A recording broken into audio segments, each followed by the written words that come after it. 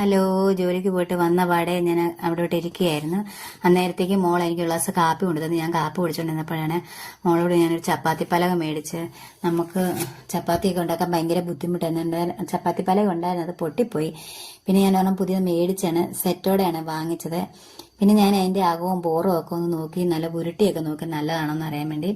പിന്നെ അതെല്ലാം മാറ്റി വെച്ചിട്ട് നേരെ അടുക്കളയിലോട്ടാണ് വന്നത്. പിന്നെ ചോറ് രാവിലെ വെച്ചിട്ടുണ്ടായിരുന്നു. പിന്നെ അതൊക്കെ ഒന്ന് ചൂടാക്കണം. എല്ലാവർക്കും ചൂടുചോറ് വൈകിട്ട് വേണം. അതിന് ഞാൻ പിന്നെ പെട്ടെന്ന് ചോറ് ചൂടാക്കാൻ വേണ്ടി സ്റ്റൗവിൽ വെച്ചു.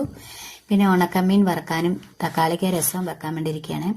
പെട്ടെന്ന് 2-3 മീൻ എടുത്ത് ഞാനതൊന്ന് വെട്ടി കഴുകി മുളക് പൊടിയും മഞ്ഞൾ പൊടിയും കൂടെ പുരട്ടി മാറ്റി വെച്ചിട്ടുണ്ട്. പിന്നെ ഒരു പാത്രത്തിലേക്ക് ഞാൻ തക്കാളിക്ക അരിഞ്ഞു, അതിൻ്റെ കൂടെ തന്നെ കുരുമുളകും ഉള്ളിയും വെളുത്തുള്ളിയും കൂടെ ഇടിച്ച് ഞാൻ പുളിവെള്ളവും കൂടെ ചേർത്ത് സ്റ്റൗവിലോട്ട് വെച്ച്, സ്റ്റൗവിൽ വെള്ളം തിളച്ച് കഴിഞ്ഞപ്പോൾ ഞാൻ ഇച്ചിരി ഉപ്പും കൂടി ഇട്ട് അതവിടെ അടച്ച് വെച്ചു.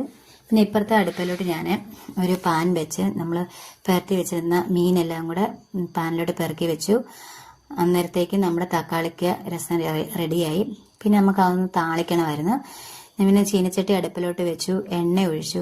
പിന്നെ അരിഞ്ഞു വെച്ച ഉള്ളിയും വറ്റൽമുളകും കടുവും കൂടെ പൊട്ടിച്ച് നല്ലപോലെ ഒന്ന് വഴറ്റിയെടുത്ത് കഴിഞ്ഞ് പിന്നെ മുളക് പൊടിയും മഞ്ഞൾ പൊടിയും കൂടെ ചേർത്ത് നല്ലപോലെ ഒന്ന് ഇളക്കിയിട്ട് നമ്മൾ മാറ്റി വെച്ചിരിക്കുന്ന തക്കാളിക്ക രസം ചീനച്ചട്ടിലോട്ട് ഒഴിച്ച് അതൊന്ന് തിളയ്ക്കാൻ വേണ്ടി വെച്ചിരിക്കുകയാണ്. 2-3 പ്രാവശ്യം തിളച്ച് കഴിഞ്ഞപ്പോൾ ഞാൻ ഇച്ചിരി കായപ്പൊടിയും കൂടെ അതിൻ്റെ അകത്ത് ഇട്ടിട്ടുണ്ടായിരുന്നു.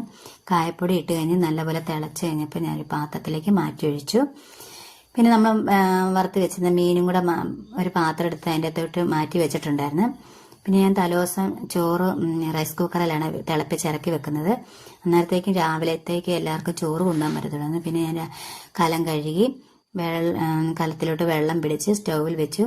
പിന്നെ ആ കൂട്ടത്തിൽ തന്നെ ഞാൻ അരി എടുത്ത് 2-3 പ്രാവശ്യം കഴുകി അരിയും കൂടെ കലത്തിലിട്ട് അടച്ചു വെച്ചു.